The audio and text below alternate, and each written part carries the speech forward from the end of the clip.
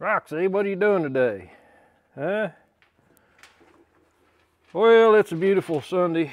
I wanted to kind of show you what I've been up to. I've been lazy about making videos. 40/20's running, been hauling round bells to cows with it. And I got the TD15 fired up again. Sadly, it's got a stuck steering clutch, which I've got the lever tied back now. I'm hoping maybe God will work a little miracle there on that and it'll free up. But anyway, I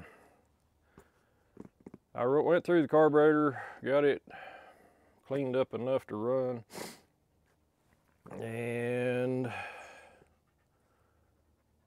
I guess I ought to show you this thing running just a little bit. I mean, this is going to be kind of a random video. I'm kind of playing, I guess, today a little bit. So let me show you the procedures on starting a TD15. I think I went through this before, but we've got a carburetor and spark plugs on this side of this diesel engine. This is it's either called a UD16 or it's a UD554. That's a unit diesel. I think that's why they called them UDs, but 554 cubic inches. I've got the seat off of it. I got everything off of it. The reason I did that is it used to get water in the transmission. And I figured out there was a vent that was open, and when the rain had come down, it'd go right in that vent, and I think I got that fixed, but I thought I was going to have to pull this gasket off the top and reseal it, which I still may have to do that. I don't know for sure, but this side of the diesel is all diesel. So what you do is you pull this lever back right here, and I'll show you. It changes a lot of settings right here. Okay, sometimes it's kind of hard to pull back. So what that lever does, it cuts off the fuel. There's won't be any fuel, and then there's a shaft that goes all the way through the engine block. Okay, this is your throttle linkage here, and this one also has a decelerator, which I've got it goes in there. It's disconnected because I got all the floor plates out, but I got that one lever tied back for that clutch. I don't know if it does any good, but I'm gonna go ahead and release that.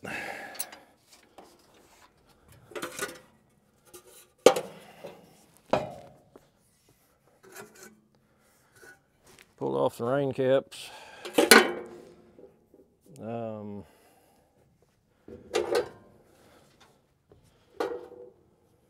Ouch. I don't know where the best place for you guys to watch this is. Anyway, we're going to turn the gas on. And I was going to show you on this side of the engine, when you pull that lever, it rotates this lever, which actuates these butterfly valves inside the manifold, which this carburetor pulls air in through here, and then it goes through the carburetor back into the intake manifold. Those butterfly valves change the airflow, the way I understand it. And then this linkage here, this is this actually opens up the chamber inside the head so that the spark plug's exposed, and it lowers the compression. And you can see there's a linkage between this head and this head, so they work together. Yeah, so we'll see what happens here. Hopefully something.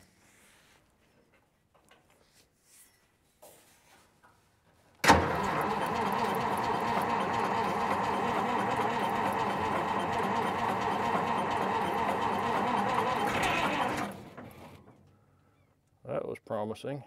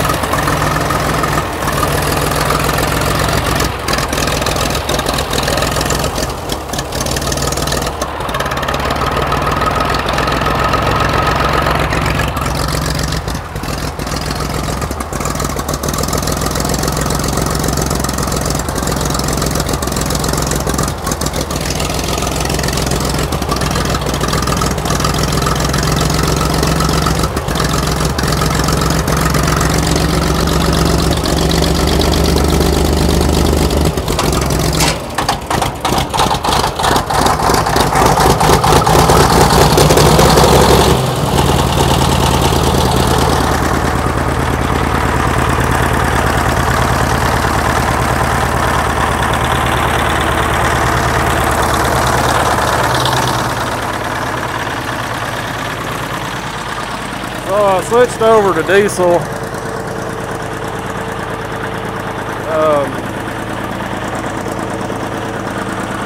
Got a bad injector on number 1, or number 3 on the front smokestack. After it warms up a bit, the back one usually clears up.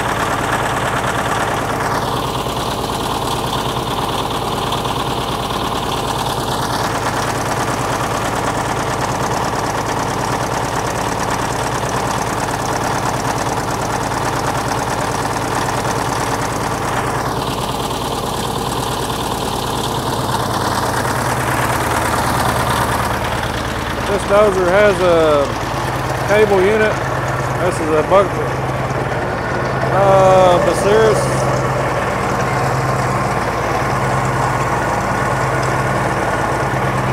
It's got a little wobble in it. I think it needs a bearing or two, but it works.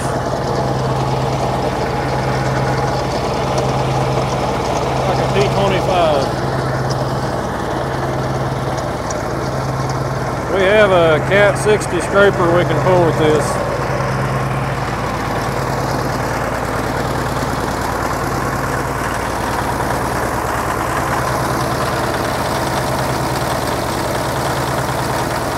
She hadn't cleared up yet.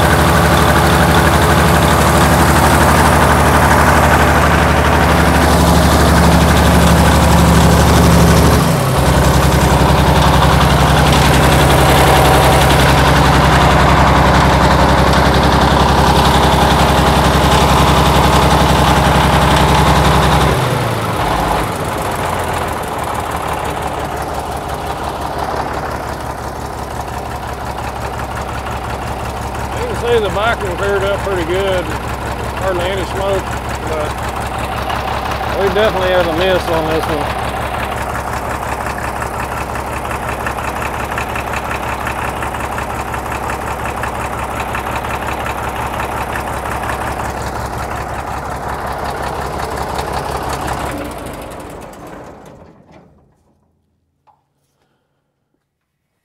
Anyway, last time I used this dozer was probably, oh shoot, 10 years ago. I don't know. What happened, there's a drive shaft that drives the hydraulic pump. That's why I got the blade chained up.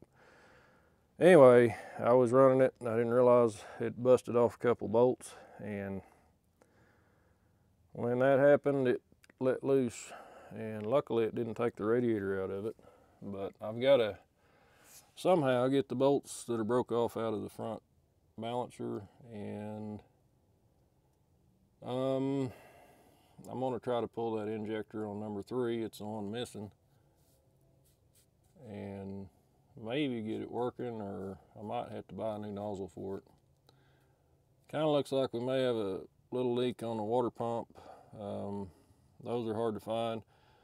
The TD15 and 151 have different cooling systems. A lot of the 150s had a tank up above the radiator, or above the hood. And they also used a different water pump and different heads, I believe. I could be wrong about the heads, but I think there's something about the heads. That's odd. We got some. We may have an injector leak there. I don't know. Tastes like it's not antifreeze. That's good. Anyway, these heads are different actually. You can't replace the front one with the back one. They're made, they're Siamese, I guess, or mirrored.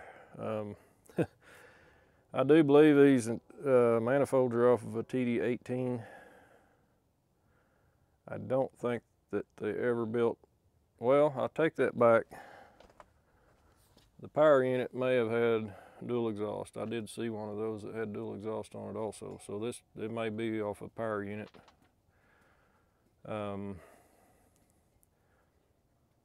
So different cooling system, different water pump. These are called, I think they called them jet heads. They had better cooling. They was less prone to crack. I used to use this dozer quite a bit. My dad has used this dozer a bunch. For, I think it's 110 horsepower supposedly. Does a pretty good job. This was comparable to a D6 back in the 60s. I think they had more power than I've been around some old cats, and it seems like they're just a little bit on the gutless side when it comes to the D6s back in those days. But these Internationals, they may not have lived as long because I think they had a little bit more horsepower. But back when I was a kid, I rebuilt the transmission in this dozer out in the field. And the way we did that is I took parts out of, we've got a 150, we took parts out of it, put in this one. This is a 6-speed transmission with forward reverse, hand clutch. These are steering clutches, left and right. When you pull the lever back, it doesn't steer, it just releases that clutch. You have to use your brakes to turn if you want to do a pivot. This dozer, if you run it for 8 hours, you feel like you actually did something. It's they're not like a power shift. They're not like my little TD8 with fingertip steering. These will work you out. But anyways, good dozer. I just hate to see it, if it doesn't get used and tuned up once in a while or something, it's just going to be a scrap heap. So the steering system on this dozer has 2 pumps, one for each side. So kind of an odd setup, I think, but that's the way International did it. I guess it was simplicity. It also has a transmission pump that drives off of the back there, and that just lubricates the transmission.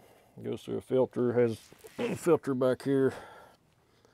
It has a dry clutch. You can access through that hole to adjust the clutch when needed. Anyway, neat stuff, I think. But I need to get this all put back together. I need to put the battery box, or the battery, yeah, my battery's just kind of laying there. But I did drive it around the other day, and like I said, it had a locked up steering clutch. When we bought this Dozer, it also had a locked up steering clutch, so I believe it was the same one. And we filled that case with diesel. We put the plug in the bottom, and they're a dry clutch on these, so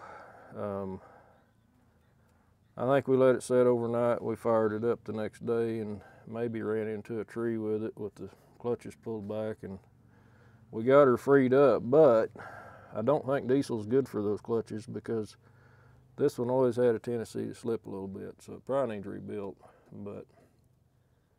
But if you're not going to use it much, do you really need to rebuild it, or just, you know, one of those things?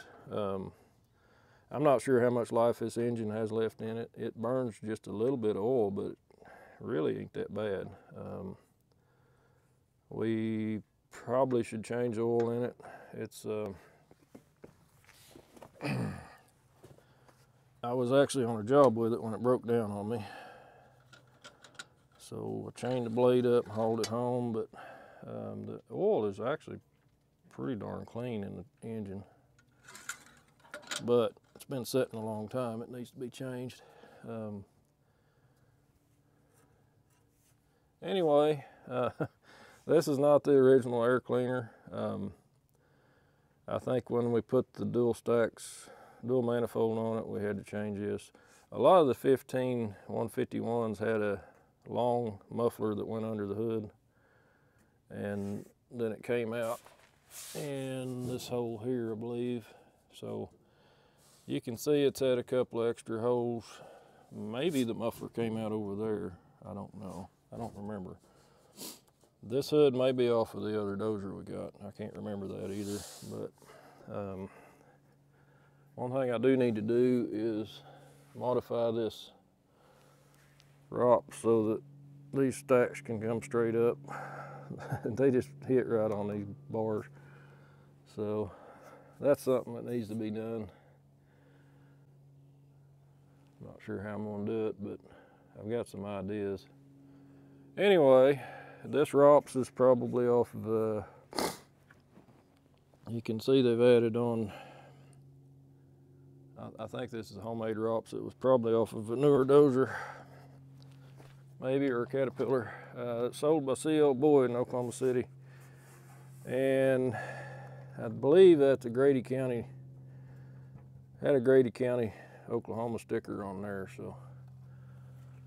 But anyway, TD15-151. I think there was only about 2,000 of these built. This one was actually built in Canada.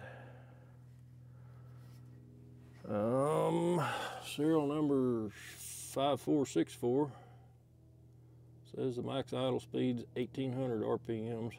And when it's running 1,800 and you're pushing load, you see, if you run it in the evening, you'll see some, you'll see a little fire come out of the top of it.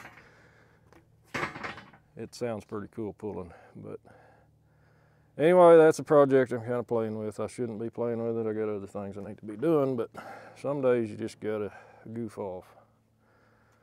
And that's me goofing off, I guess. I need to get the other 15 going. Missing the IH symbol. I think the 150 we have has a rounded nose that's more of a cast iron, and the 151s had this formed steel, welded up structure on them. Other than that, they're really pretty similar. The blade control and the valve is all up here in the front. Has a huge pump in it, probably low pressure, high volume. I don't know what the pressures are, I'd have to look, but anyway. She needs to be pushing dirt. She needs shined up. Right, Roxy? Ain't that right, Roxy? Yeah.